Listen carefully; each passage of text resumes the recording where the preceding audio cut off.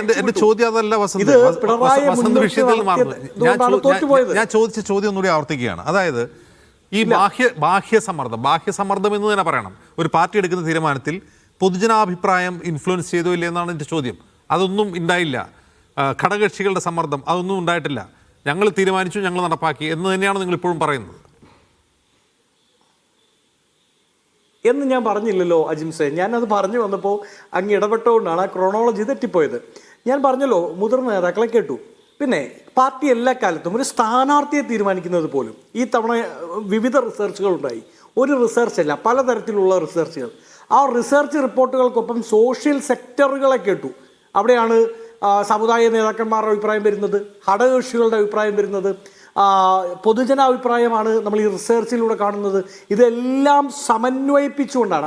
അതുകൊണ്ടാണ് ഞാൻ ആ വാക്ക് വീണ്ടും വീണ്ടും ഉപയോഗിക്കുന്നത്. ആ സമവായം, ആ സമന്വയം എല്ലാവരെയും വിശ്വാസത്തിലെടുത്തുകൊണ്ട് ആർക്കും പ്രയാസമില്ലാത്ത രീതിയിലൊരു തീരുമാനത്തിലേക്ക് പാർട്ടി എത്തിയത്. അപ്പോൾ അവിടെ ഘടകകക്ഷികളെ കേട്ടിട്ടുണ്ടെന്നേ, പൊതുജനാഭിപ്രായം ഉയർന്നു വന്നതിനെ കേട്ടിട്ടുണ്ടെന്നേ, ആയതുമായി ബന്ധപ്പെട്ടുണ്ടായ എല്ലാ പ്രതിസന്ധികളെയും പാർട്ടി മനസ്സിലാക്കിയിട്ടുണ്ടെന്നേ. അതിലെന്താ തെറ്റെന്താ? ഈ പാർട്ടിയെ സംബന്ധിച്ച് അങ്ങനെയാണ് ഈ പാർട്ടി ജനാധിപത്യം. ഞാൻ ശ്രീ അജിംസിനോട്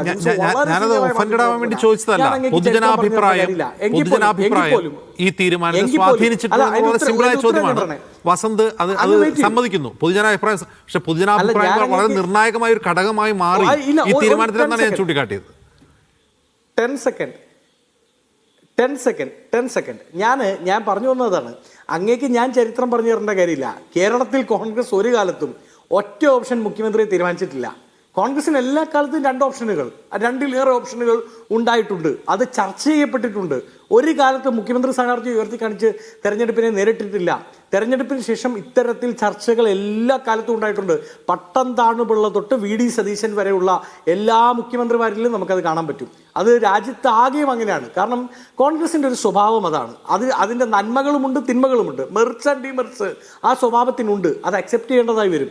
ജനാധിപത്യത്തിൻ്റെ സൗന്ദര്യം എന്നൊക്കെ നമ്മൾ പറയുമ്പോൾ ആ സ്പേസ് ഉണ്ടല്ലോ, ആ ഡിമെറിറ്റ്സിൻ്റെ സ്പേസ് ഈ കൂടുതൽ ചർച്ച ഉണ്ടാവും, അത് പൊതുമധ്യത്തിലുണ്ടാവും, അത് ഒരു ക്ലാരിറ്റിക്ക് വേണ്ടി ചോദിക്കണം. പട്ടംതാണുപിള്ള മുതൽ VD സതീശൻ വരെയുള്ള മുഖ്യമന്ത്രിമാരുടെ തെരഞ്ഞെടുപ്പിൽ കോൺഗ്രസിൻ്റെതായ ശൈലിയുണ്ട്, അത് പരമ്പരാഗതമാണ്. ഓക്കെ,